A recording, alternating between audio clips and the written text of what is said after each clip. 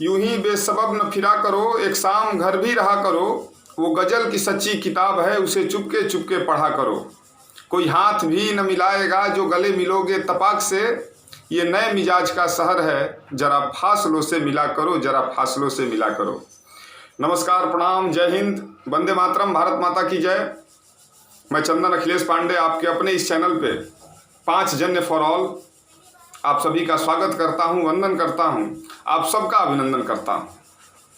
जैसा कि आप सभी जानते हैं कि यह एक नवजात चैनल है, अभी कल ही इस चैनल का निर्माण हुआ है और अभी 24 घंटे भी इस चैनल को बने हुए नहीं हुए। जिस तरह से आप जुड़ रहे हैं, जिस तरह से आपकी प्रतिक्रिया, आपका सहयोग, आपका स्नेह, आपका प्रेम इस चैनल को प्राप्त हो रहा है, मेरा विश्वास है कि यह चैनल सोशल मीडिया यूट्यूब के इस प्लेटफॉर्म पर एक अद्वितीय कीर्तिमान स्थापित करेगा।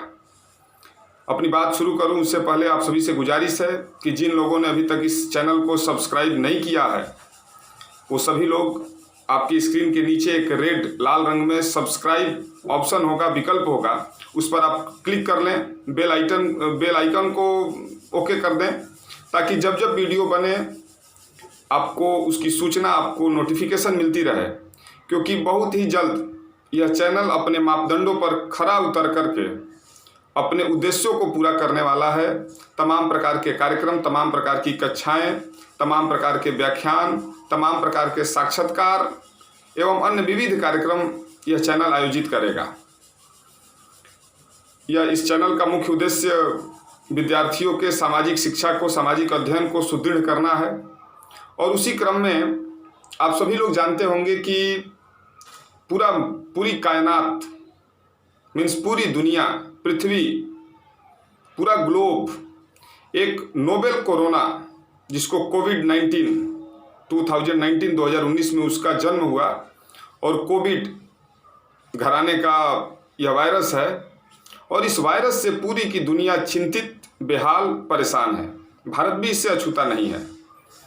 जैसा कि आप जानते हैं 24 मार्च को देश के यशस्वी प्रधानमंत्री जी ने लॉकडाउन, यह एक विधिक शब्द है, 1897 के महामारी अधिनियम, epidemic protection act, epidemic act की जब चर्चा होगी तो उस एक्ट में यह शब्द, यह टर्म परिचित होता है।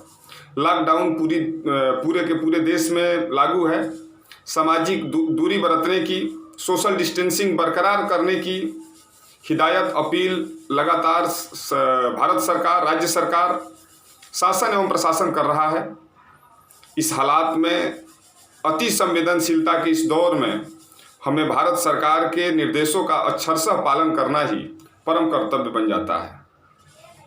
चूंकि महामारियों का भी अपना इतिहास रहा है। जब आप 14वीं शताब्दी का इतिहास टटोलेंगे, खोलेंगे, तो आप पाएंगे कि यूरोप में एक प्लेग, जिसको डेथ ब्लैक का भी नाम दिया गया, ब्लैक डेथ का भी नाम दिया गया, ब्लैक डेथ, वह प्लेग का परिचय 14वीं शताब्दी में यूरोप में होता है। और उसी महामारी ने, उसी एपिडेमिक ने यूरोप को सामंतवाद से पूंजीवाद की तरफ अग्रसर करने के लिए एक घटक बनकर के काम किया था।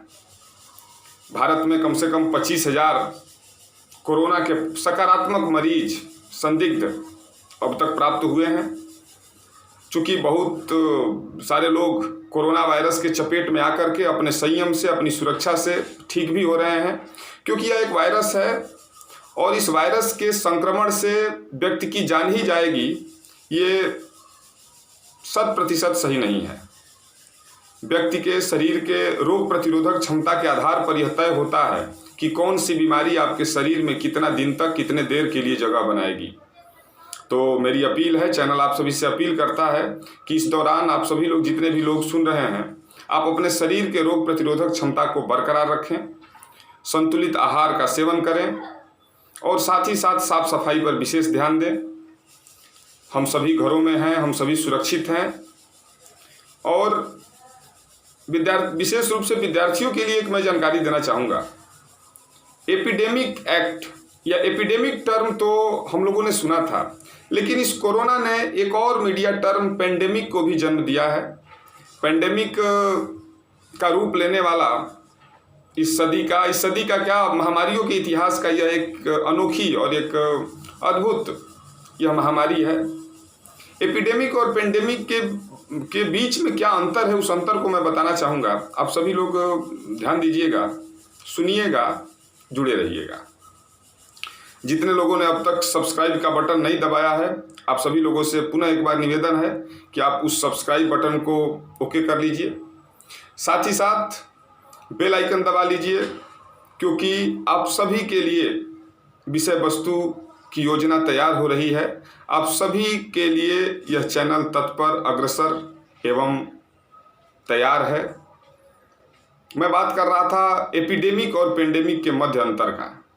तो जब एक बीमारी अपने पूर्व की अपेक्षा अधिक शक्तिशाली होकर के, अधिक प्रभावशाली होकर के जब हमारे समाज में आती है और उसके संक्रमण की रफ्तार जब तीव्र होती है, तो उसको महामारी का रूप दिया गया है।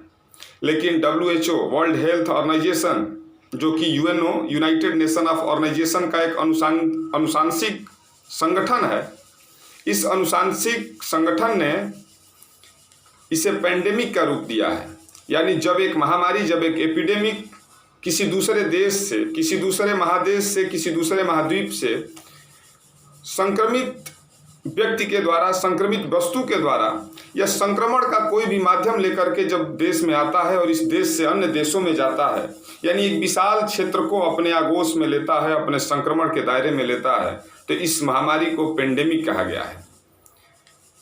भारत में इससे पहले प्लेग, कॉलरा, चेचक, इंसेफ्लाइटिस, तमाम प्रकार की महामारियां आई हैं। और इतिहास देखा जाए तो हर 100 साल पर भारत को इस महामारी का दंश झेलना पड़ा है, चाहे वो बंगाल का अकाल हो तब, या फिर आप इतिहास देख लीजिए, महामारी का एक अपना विकट इतिहास रहा है। तो महामारी के इस दौर में stay home, stay happy, stay safe, खुश रहिए, सुरक्षित रहिए, जागरूक रहिए, अफवाहों पर ध्यान न दीजिए। और विद्यार्थियों से मेरा विशेष रूप से निवेदन कि जिस पाठ्यक्रम को, जिस कक्षा को, जिस क्लास को, जिस स्टैंडर्ड को आपने पढ़ लिया है, जिस आगामी स्टैंडर्ड में आप जाने वाले हैं, उसके पिछले स्टैंडर्ड को एक बार फिर से पुनर्विचार, पुनर्परीक्षण, रिवीजन करने का एक अच्छा मौका मिला है। आप उन विषयों को, उन पाठ्यक्रमों को एक बार फिर से दोहरा लीजिए। और साथ ही साथ मित्रों से भी मेरा अपील है कि लॉकडाउन को हम सभी मिलकर के एक वरदान भी बना सकते हैं। बी इनोवेटिव, बी क्रिएटिव, रचनात्मक बनिए, क्रियाशील रहिए, नए विषय वस्तु के साथ, नई बातों के साथ, नई जानकारियों के साथ मैं फिर आप सभी से रूबरू होऊंगा। तब तक के लिए नमस्कार, जय हिंद।